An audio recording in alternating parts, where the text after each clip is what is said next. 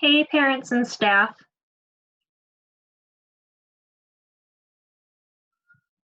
Today,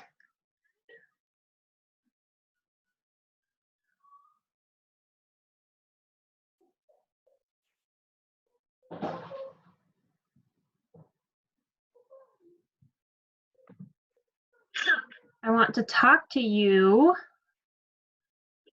about modeling. You can take anything you say and you can model some of it.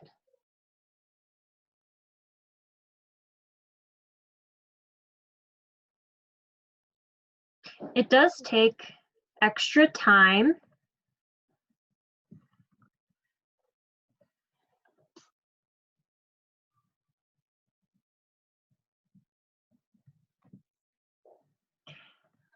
But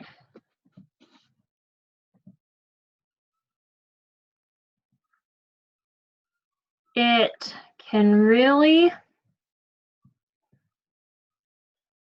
your students. When I am in a conversation with a student, I will often model by going to categories. So I will show you this more on the other page set, but I might say, oh, do you want to say a feeling? Or do you need something? And I might say, I would say this, I don't feel well. Maybe I have a headache that day. Or I might say, I think you look frustrated. Let's go to feelings. You feel mad. Maybe you need to. So I can say things and then fill them in with the words that are on the student's device.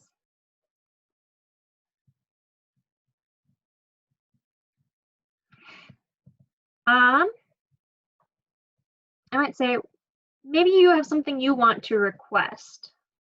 For a lot of students, is a category. For some students, they have core words here like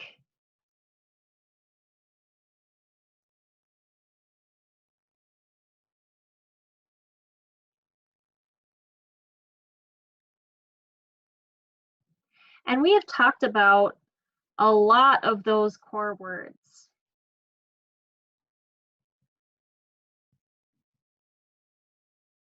We have talked about that. And so people that have core words, they have other lists. And so they might have animals on their own list. But if there's something really special to someone, you can customize a page to include it. So if there is ever anything that you really think your student, then you can let me or a speech therapist know, and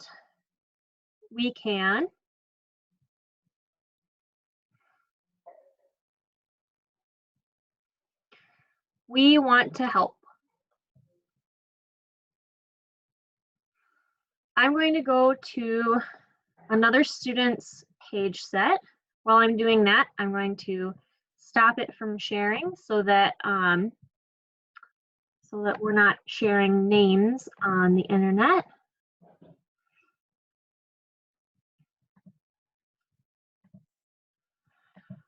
So just another couple things to think about when you are doing modeling. It is not so easy at first, but the more you do it, the easier it gets.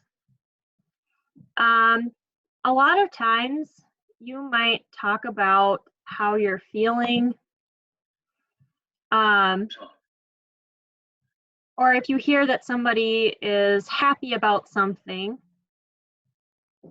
it might take another minute, but you can show someone who you're working with how someone is feeling. Just taking that extra little bit of time.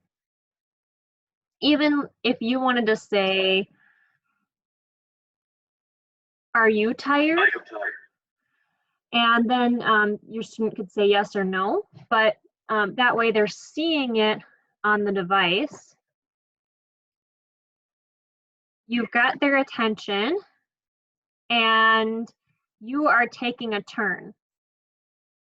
You're taking a turn to show the students what you wanted to talk about. This also means that you might have to change what words you're using sometimes in order to make this a little bit easier. So for example, when we talk about opinions, we might have words on here like "that's dumb" or "that's awesome." But instead of using those words, you might have to say, "I love you," or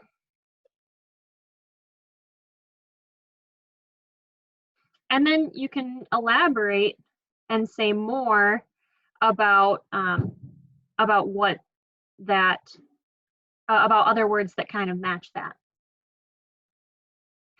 Another nice thing about this is that you can show different options. So for example, if somebody makes a request for cars, you can say, "Oh, well, what color do you want it to be?"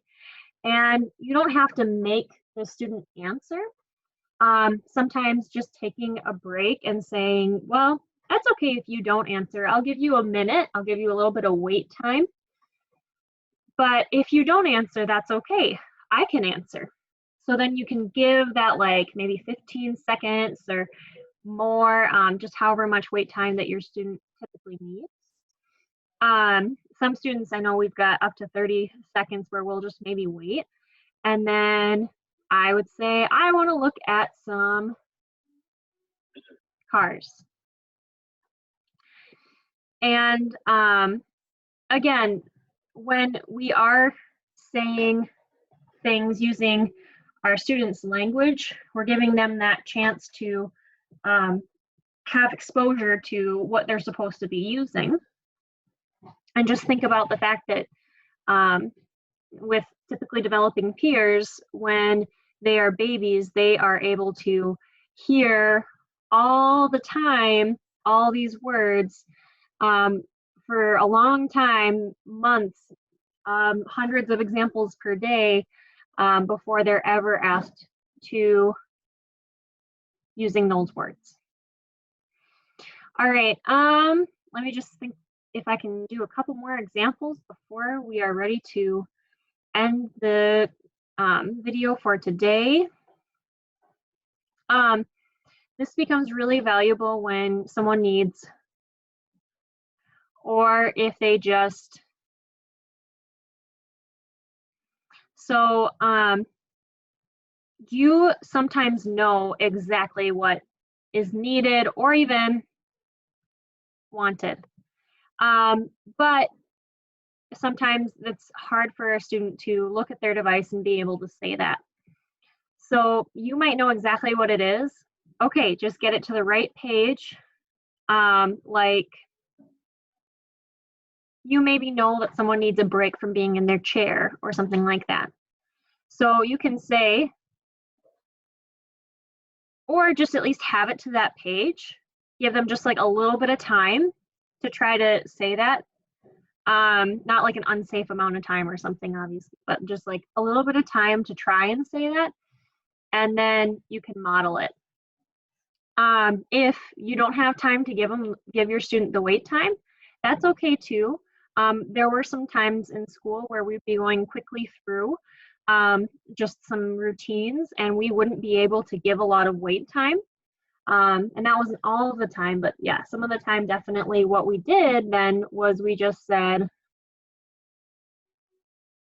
while the students were maybe looking at the screen, or we try to get the students to look at the screen, and then That was a really good way for our students to be able to see those things so that eventually they are able to say that of their own accord. I hope that this video is helpful to you. Please let me know if you would like me to do some more modeling videos, or if in the Zoom sessions you want me to practice that with you. We have been trying to do that a little bit more, but I'm still working on it. Have a wonderful day, and we will see you next time.